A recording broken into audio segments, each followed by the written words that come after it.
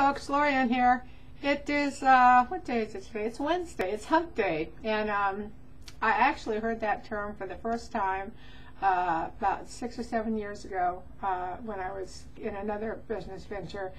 One of the company owners referred to Wednesday as hump day, and I didn't know what that meant, and I finally found out that it was the middle of Wednesday is the middle of the work week, so it's like hump day. You've gotten most of the week behind you and you're headed for the weekend. Although I don't have to deal with that anymore because I don't work a full-time job. Actually, the truth of the matter is I'm almost done with officially I quit my job in January, but they asked me if I would stay on a couple of days because they hadn't covered my position and they really needed help, and so I said sure, I can do that. And so actually I'm almost done with that. So even though officially I have been retired since January, I'm actually really going to be retired here within the next couple of weeks, I think, because they've narrowed it down to a job that's a little bit easier for them to fill than the one that I left. So anyway, that was totally not where I was going today. Actually, I was going to tell you that I did the dumbest thing. Every once in a while, I do really dumb stuff, and this is one of them. I have my book club meeting with the girls tonight, and so I was going to take my bath earlier in the day, and I went and I started the bath and totally forgot about it. It takes so long to fill my tub. I have one of these big giant tubs, the big corner ones with the whirlpools in them. I never use the whirlpools, but I love the tub because I can like fill the water up to my neck and totally soak, and it's wonderful. Anyway, but it takes a long time to fill because you have to run the water really slow so that it stays hot the whole time. The water heater can heat the water up as you go. It's not a on-demand one, so you have to do it really slow. And so I always set the timer so that I remember that I'm running a bath, and so that I go in at like every half hour and check it, see how it's doing, and you know, the last 10-15 minutes I put Epsom salts in, so that the Epsom salts have a chance to dissolve before I actually get in. Anyway, I went and I started the tub and forgot to set the timer, and then I got really involved in making my video. I have 3 blogs that I do usually in a day. I have this one, the Life with Lorianne video blog, which I'm going to have to find someplace else to do because, first of all, this gets boring after a while, and actually I'm going to get one of those sticks that you put your phone on so that I can make videos while I'm out walking the dogs. I think that'll be fun. Anyway, which is a rabbit track. But back to the bath. I go on YouTube. Another one of the blogs I do every day is I go on YouTube and I find videos about things that I love. Like yesterday's was about container gardening, and I've done, you know, bird song and, you know, birds that I've had in my backyard, and ones about animals. And so today I decided that I would do a video with, and I think it's, you know, 4 or 5 songs off of YouTube from, you know, songs when I was a kid, songs that as I was, you know, living in my younger days, songs that had an impact on me. And I put them on my blog, and I got so involved in it, you know, picking just the right version of each one of the songs, that I totally forgot my bath. I finally got that done. I got it posted, and I had to go pee. So I went into the bathroom to go pee, saw the door was closed, and went, oh shit, the bath has been on all this time. Opened the door thinking I was going to have water everywhere. And actually there wasn't water everywhere, but I had like this much room. And of course, by then the water had run for so long that it was too cold to get in. So anyway, you know, I thought, oh, jeepers, lucky thing for me that folks are watching over me, because otherwise, you know, 15 minutes longer of taking to get my other blog post done, and I would have had water everywhere. So that is Lorianne's dumb stunt for the day. So I can't believe I did that. I did do that, but I still can't believe I did that. But anyway, but I really enjoyed making that video. When I was young, I actually could sing really well, and I didn't know how well that I could sing. It's one of the hard places in my life still, if I allow myself to really connect emotionally to the events as they unfolded, because I could sing really, really well when I was younger. I mean, I suppose I probably still could, although my voice has matured and doesn't have quite the power it did or the range that it did when I was younger.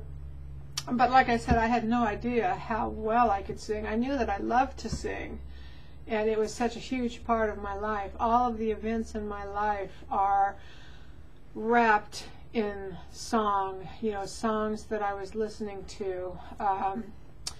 And so and this is how I know that I really was good. I was in a singing group when I was in high school. I went to Fallbrook High, which is a bedroom community of Hollywood. And so there were lots of actors and Hollywood folks that lived in town, as well as jockey people, horse racing people, because there was a horse, Del Mar was at the most probably half an hour from where I lived, and there was a San Luis Rey Downs, which was a training track, was 15 minutes from where I lived. So there were horse folks and there were Hollywood folks that lived in Fallbrook, where I graduated high school. And so we had, of course, because of the nature of the community in my high school, the drama department and the music department were the big deals on campus, rather than sports like it is in most high schools. And so every year the Madrigals, which was an elite 20-person singing group that you had to audition to belong to, and the stage band, which was the same. I'm not sure if it was 20, but it was a small number of musicians, and you had to audition to be part of the stage band. We would have what we called our highlights performance every year, where we turned the gym into a nightclub, and we had a 3-day nightclub performance that we put on. Every year, that was like the big deal on campus every year, was this highlights performance. And so my senior year in high school, one of the parts of the show was we had a talent show within the show, and I was, matter of fact, on my Facebook page, my little picture that shows you who it is a picture of me singing my solo that I did in the talent show. It's me and with my long blonde hair and in overalls. And I sang, it was When I Was a Little Bit, Cotton Fields was the song that I sang, and I started out really slow, and then they switched it up and it got really fast and swanky, and as soon as they switched it up and it got swanky, the audience started clapping. I mean, I had them really with me. And after, it was over the course of the 3 nights, I had 7 different people from the audience approach me and tell me that if I decided ever to sing professionally, that they would finance me. And I had no idea what that meant. I mean, it was actually, I did not really get it, what that meant, until probably 5 years ago. And then it was like astonished. It was like, geez, I really was good. Now, granted, everybody thinks that, probably all they wanted to do was jump your bones. But trust me, nobody's ever wanted to just jump my bones. It's like, so that wasn't it. But anyway, I mean, that is, trust me on that one. But anyway, back to the story, Lorianne. Okay. So, and of course, I was part of a very strict religious culture that believed that men had authority over women. And I was living at the time with one of the pastors of the church, and so the rulership of the church had absolute control of my life. And so I thought, well, so I went and I told them, I've had these these offers, and I love to sing. It's like, because it was what I was inside. My singing and my horses were like who I was, and and those were my gifts. Those were my gifts, and I could sing like nothing, and I could ride horses, and but they said, nah, you're not going to do that. So that opportunity was taken from me, and I never really realized until a few years ago, what that meant. The lights went off. Oh my gosh, that meant I was really good. And I had mourned on and off my whole life the fact that I was never allowed to develop my music. It was something that I did in church, but it was not ever anything that I was allowed to do outside of church. And so, but what can you do? You can't go back. Same thing with my horses. I got a job at the training track at San Luis Rio Downs, walking hots, and that lasted couple of months at the most, because I did something. I don't even remember what it was that I did now. And I was told that my spirit was bad, and I had to stay in my room until my spirit wasn't bad anymore. And so I was kept in my room for 3 days, and I couldn't even leave my room to call my job and tell them that I was sick or whatever. I was not allowed out of my room, except to pee and eat. And so, of course, at the end of the 3 days, I didn't have a job anymore. And so so that was the end of, so I was not allowed to develop my a way of making a living through my love of horses either. And actually I was stuck in that male dominant religious culture for most of my adult life up to this point. It's been just the last 10, we'll call it 10 years since I was able to move away from that. And so, but anyway, probably because I was doing the music thing, I got stuck on that in my mind. So, but you know what, the thing about that is, yes, I mourn. There's a lot about that still that I mourn, but you know what? I'm 56 years old. I have moved away from that.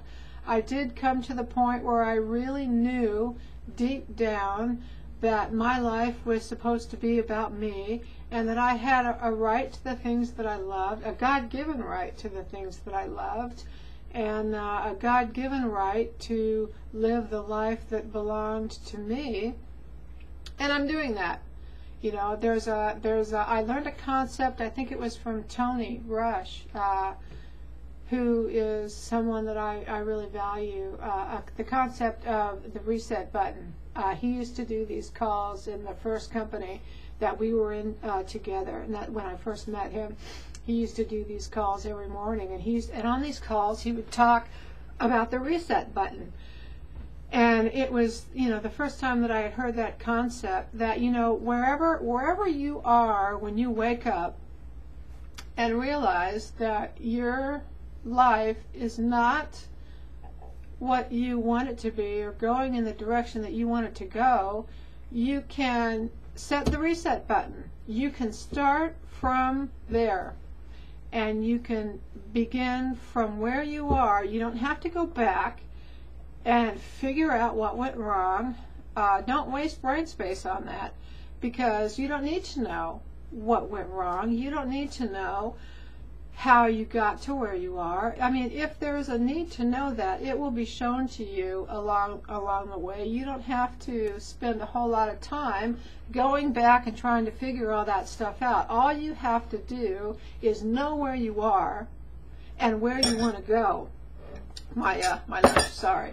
I got my lunch here, I got my coffee here. So all you have to do is know where you are and know where you want to go, and hit the reset button, start from where you are, and work towards where you want to go, just one step by one step by one step by one step. You don't have to figure it all out. When I began to wake up and realize that that my life wasn't anything like the girl that was who I was before I got involved with those folks, and I was 15. You know, no, it was the summer. Let's see, I turned 16 this summer. I went to live with my father, and I got involved with those folks that next fall. I was actually a junior in high school, so I was 16 when I got involved with those folks, and by the time I was 17, I was living with them. And so so my life got derailed really, really early, but still inside of me, that person that I was meant to be was still in there. And so when I woke up and realized, hey, you know what, I need to go back and find that girl, because she knows what my life is supposed to be about. And when I was able to do that, and I realized that I needed to make some changes, you know, I just said, okay, you know, I can't go back and develop a singing career like I could have then. I can't go back and, you know, start a horse career like I could have back then. But that doesn't mean that I can't have those loves be what fills up my life. And so what can I do? What can I do from where I am now to fulfill that part of me that loves those things? And I just set about to do that. And so wherever you are, if you, like me, have lost some things that were really a part of you, you know, there's hope. There's real hope. And so maybe that's why I went down this road today. Maybe that's why I did the music thing, because, you know, I'm not the only one. I'm not the only one who has had pieces of their life stripped away. And the truth of the matter is that I gave those pieces of my life away. I'm not quite sure why I did. But, you know, even though I was as young as I was, there was choice. There was choice in there. And so, you know what, eventually you get to the point where you understand that you made a choice that maybe wasn't the best one for you, and you begin making different choices. And so however long the road has been for you, you can make another choice. You've got a reset button. Everybody has one. And so just hit that reset button. You know, take a good look at where you are. Get a clear picture in your mind of where you want to go, and just head for that place. There's no such thing as too late in life. There isn't, I'm telling you. There is no such thing as too late. Whatever your hopes are, whatever your dreams are, whatever aspects of yourself you let go of along the way because you just thought that was what you needed to do, there's no such thing as too late to reclaim all of those essential parts of yourself and to have a life that fulfills all of those things. I'm doing it. And so anyway, that's my life with Lorianne for you today. Is no matter where you're at in life, if it's not what you want, if it's not what you dreamed about when you were a kid, then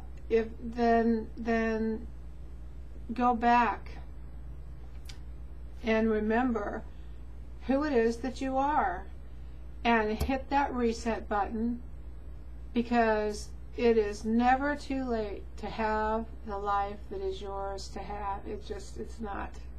And so have some joy, have some bliss, have some hope that that you can be everything that you were meant to be, and you can have everything that you desire to have.